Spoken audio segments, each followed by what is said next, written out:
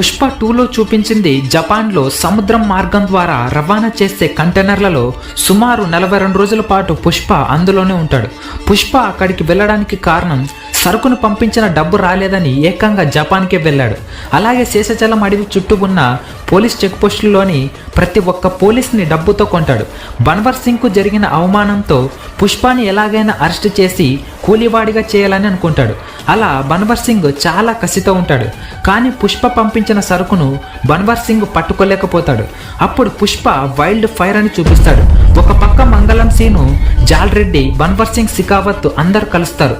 పుష్ప జగపతి బాబు వాళ్ళ అన్నదమ్ములను చంపి మరింత డేంజర్ వ్యక్తిగా మారుతాడు. జగపతి బాబు తన తమ్ములను చంపినందుకు పుష్పాని చంపాలని అనుకుంటాడు. ఇలా పుష్ప 2లో మొత్తం వైల్డ్ ఫైర్గా పుష్ప ఎదుగుతాడు. ఒక పక్కన నాశనం చేయాలని ప్రతి ఒక్కరు ఎదురు చూస్తూ ఉంటారు. అలా ఆ తర్వాత ఏం జరుగుతుంది? పుష్ప దేశాన్ని మొత్తం తన ఆధీనంలో ఎలా ఉంచుకుంటాడు? సరుకును విదేశాలకు ఎలా పంపిస్తాడు? ఒక్క సిండికేట్ను కూడా ఉంచకుండా వేలాది టన్నుల సరుకును ఎలా చెక్ పోస్టులను దాటిస్తాడు? అంతేకాకుండా పుష్ప తన అన్న కూతురు పెళ్లిల్లో బాంబు పెట్టిన విలన్ ఎవరు? విలన్కి పుష్పకి ఎలా యుద్ధం జరుగుతుంది? ఇదంతా తెలుసుకోవాలంటే ఈ వీడియో మొత్తం చూడండి. సో నేను పుష్ప 3 ర్యాంపేజ్లో జరగబోయే ఫుల్ స్టోరీని ఈ వీడియోలో చెప్పబోతున్నాను. ఈ వీడియో స్టార్ట్ చేసే ముందు నాది ఒక చిన్న రిక్వెస్ట్. పుష్ప 2లో అల్లు అర్జున్ యాక్టింగ్ నచ్చితే వైల్డ్ ఫైర్ అని కామెంట్ చేయండి.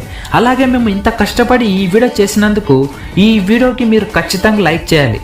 ఈ వీడియోకి నేను ఇచ్చే టార్గెట్ 100K లైక్స్. ఇలా ప్రతి ఒక్కరు ఈ వీడియోకి లైక్ చేస్తే ప్రతి ఒక్కరికి రీచ్ అవుతుంది. సో తప్పకుండా లైక్ చేయండి.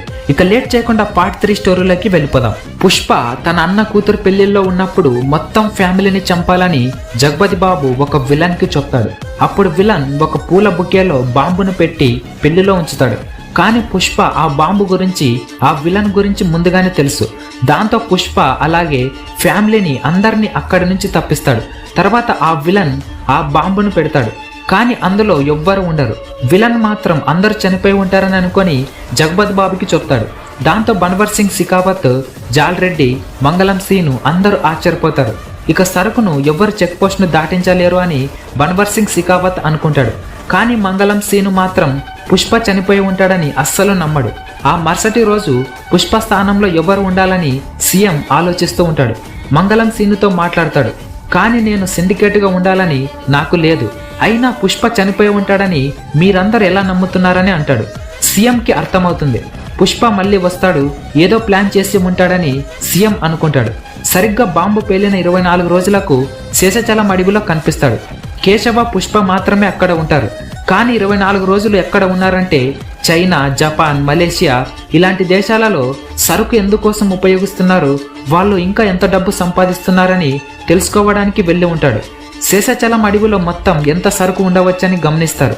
కానీ కేశవ ఇలా అంటాడు, మనం కొన్ని రోజుల క్రితం సరుకును చైనాకు పంపించాం, కానీ మనకు ఇంకా డబ్బు పంపించలేదని కేశవ పుష్పతో అంటాడు. దానికి పుష్ప ఒక్కడే సముద్రం బార్డర్లో సరుకు అదే దేశానికి వెళ్తున్న కంటైనర్లో పుష్ప ఉంటాడు. సుమారు 42 రోజుల పాటు ఆ కంటైనర్లోనే ఉంటాడు. కానీ పుష్ప వెళ్ళింది డబ్బు కోసం కాదు. పుష్ప తన రేంజ్ ఏంటో చూపించడానికి చైనాకు వెళ్తాడు. కానీ ఇక్కడ కొన్ని రోజులు అవుతున్నా పుష్ప గురించి ఏం తెలియడం లేదు. అందరు సిండికేట్ మీద కన్ను పడుతుంది. ప్రతి ఒక్కరు శేషాచలం అడవిని భాగాలు చేసుకుందామని సీఎం అలాగే అందరూ సిండికేట్ మీటింగ్ను పెట్టుకుంటారు. అప్పుడు ఎంట్రీ ఇస్తాడు పుష్ప. మొత్తం బాంబులను పెట్టుకొని విధ్వంసాన్ని సృష్టిస్తూ శబ్దాలు వస్తాయి. అప్పుడు మంగళం సీను పుష్ప వచ్చాడని అంటాడు. ఒక్కసారిగా సిండికేట్ మీటింగ్కి వచ్చిన వారందరూ కార్లు పేలిపోతాయి. పుష్ప అంటే వైల్డ్ ఫైర్ అని చూపించడానికి చిన్న గ్యాప్ ఇచ్చా. ఈసారి నాతో పెట్టుకుంటే ఎలా ఉంటుందో చూపిస్తా అని జగపతి బాబుకు వార్నింగ్ ఇస్తాడు. సిండికేట్ మీటింగ్కి వచ్చిన వారందరికీ పుష్ప వార్నింగ్ ఇస్తాడు. కేవలం ఇన్ని రోజులు నా కింద పని చేశారు, కానీ ఇప్పుడు మాత్రం మిమ్మల్ని కూలీగా పనిలో పెడతాను అని పుష్ప వారందరికీ చెప్తాడు. పుష్పను అడ్డుకున్న వారందరినీ అక్కడే చంపేస్తాడు. మీరందరూ నా మాట వినాలి, ఇది పుష్పగాడి రూల్ అని చెప్తాడు. సరిగ్గా కొన్ని రోజులు పుష్ప ఫ్యామిలీతో గడుపుతాడు. శేషాచలం అడవిలో చాలా వరకు సరుకు ఉండిపోయింది. ఇదంతా కేశవ ఒక్కడే చూసుకుంటాడు. ఒకరోజు కేశవ పుష్పతో ఇలా అంటాడు, శేషాచలం అడవిలో మనం చూసిన సరుకును బన్వర్ సింగ్, సికావత్కు తెలిసిపోయింది. ఇప్పుడు ఏం చేద్దామని కేశవ అంటాడు. దానికి పుష్ప సుమారు 100లాది కంటైనర్లను శేషచలం అడవిలో గవర్నమెంట్ సీల్ అలాగే పుష్ప బ్రాండ్తో కంటైనర్లను తరలిస్తాడు.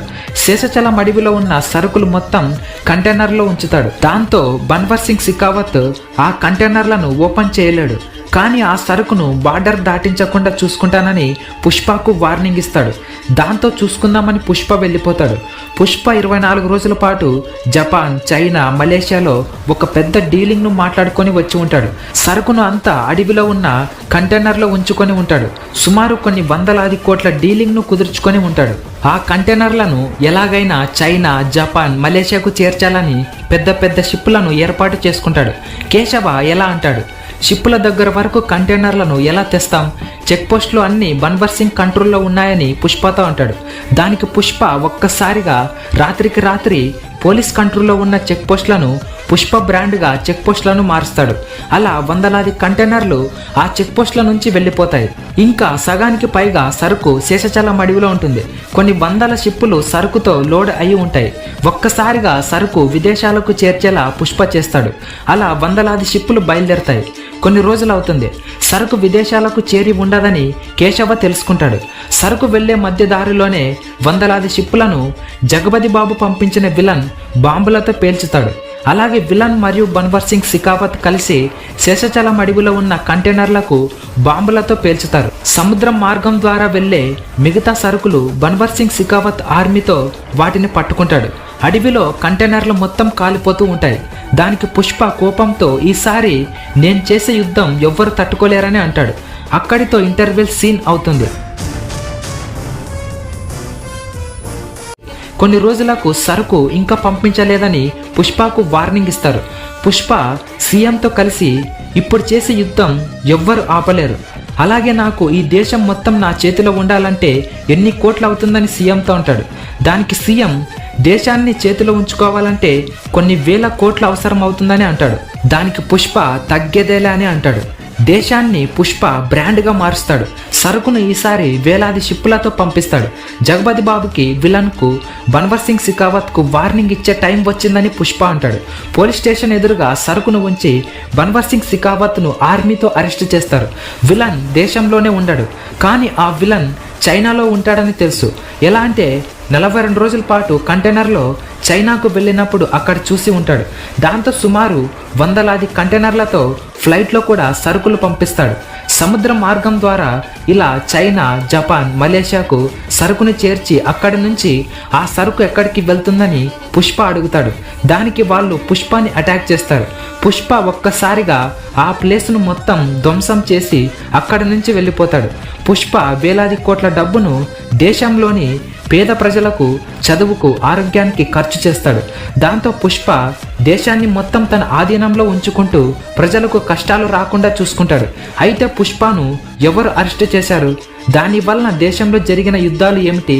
బన్వర్ సింగ్ సికావత్, విలన్ కలిసి పుష్పను అలాగే శేషచలం అడవిని ఎలా నాశనం చేస్తారు? ఇదంతా స్టోరీ తెలుసుకోవాలంటే కింద కామెంట్లో పుష్ప ఫర్ ద వార్నింగ్ అని కామెంట్ చేయండి. ఈ వీడియో ఇంతే ఫ్రెండ్స్. ఈ వీడియో మీకు నచ్చితే తప్పకుండా లైక్ చేయండి. నేను చెప్పిన టార్గెట్కి రీచ్ చేయండి. అలాగే ఈ ఛానల్ని సబ్స్క్రైబ్ చేసుకోండి. Thank you for watching. This is Naveen Kumar signing off.